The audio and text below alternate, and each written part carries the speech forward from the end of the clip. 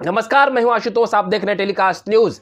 जी हां, इस वक्त की बड़ी खबर, बिहार में जो एनडीए गठबंधन है उसने सीट शेयरिंग का फार्मूला तय कर लिया है। बिहार में एनडीए के भीतर सीट शेयरिंग तय कर लिया गया है। जी हां, एनडीए में चिराग पासवान नाराज चल रहे थे।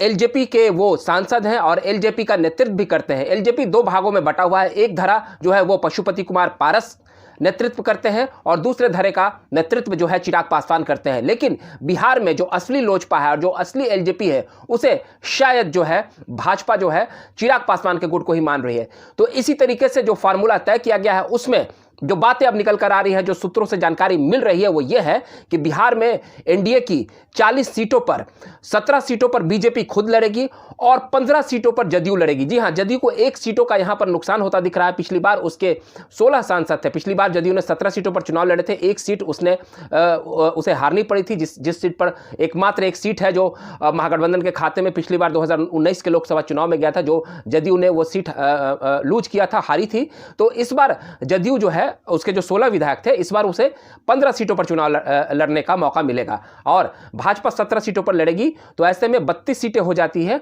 और 5 सीटें जो है चिराग पासवान के गुट को मिल रहा है बिहार में। जी हां, जो लोजपा चिराग पासवान गुट का है उसे 5 सीटें मिलेगी और एक सीट जो है वो पशुपति कुमार पारस के लोजपा को मिलेगी, गुट को मिलेगी। जी हां, तो ऐसे में कुल मिलाकर जो है 38 सीटें हो जाएगी और एक सीटें उपेंद्र कुशवाहा को की पार्टी को मिलेगी और एक सीटें जीतन राम मांझी की हम पार्टी को मिलेगी। तो ये 40 सीटों का जो फार्मूला है बिहार में वो तय कर लिया गया है। उपेंद्र कुशवाहा और जीतन राम मांझी भी इसके लिए मान गए हैं, क्योंकि जीतन राम मांझी के पुत्र पहले से बिहार सरकार में मंत्री भी बन चुके हैं।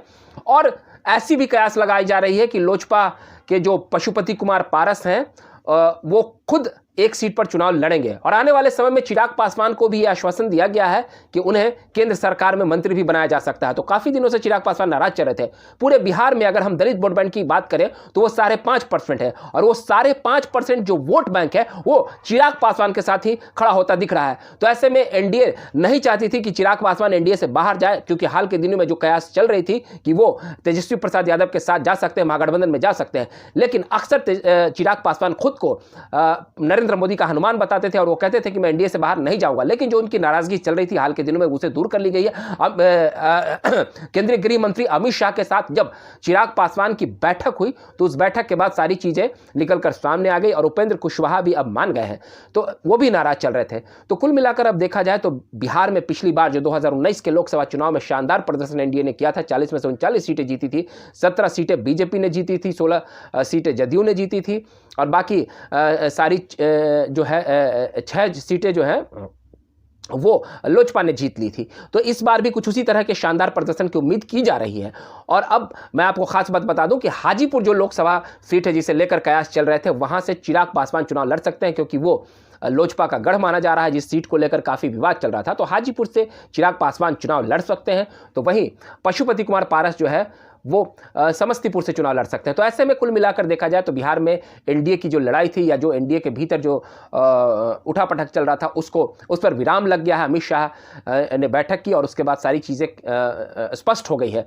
और बिहार में जिस तरीके से पिछली बार 2020 के विधानसभा चुनाव में चिराग पासवान ने अपने उम्मीदवार नीतीश कुमार के सामने खड़े किए थे और नीतीश कुमार की सीटें कम हो गई थी, उससे यह अंदाजा लगाया जा सकता है कि बिहार में जो उनका वोट प्रतिशत है, जो वोट बैंक है, उसे लेकर भाजपा भी आशान्वित थी और भाजपा नहीं चाहती थी कि चिराग पासवान एनडीए से बाहर जाए। तो कुल मिलाकर जो बिहार में इंडी गठबंधन है, इंडी गठबंधन के भीतर फिलहाल सीट शेयरिंग का फार्मूला अभी तय नहीं हुआ है, क्योंकि राजद, कांग्रेस और वामदल कितनी सीटों पर चुनाव लड़ेंगी। लेकिन एनडीए के भीतर लगभग अब बातें फाइनल हो गई है और नीतीश कुमार भी मान गए हैं और भाजपा की तरफ से भी हरी झंडी दे दी गई है। तो कुल मिलाकर देखा जाए तो आगामी लोकसभा चुनाव के लिए अब एनडीए पूरी तरह से एकजुट है और अपने विरोधियों को पटकनी देने के लिए पूरी तरीके से तैयार है। आपको हमारे वीडियो अच्छा लगा तो उसे प्यार दें। अगली बार हम फिर नए वीडियो के साथ हाजिर रहेंगे, तब तक के लिए आप हमें इजाजत दीजिए। बहुत बहुत शुभकामनाएं, बहुत बहुत धन्यवाद।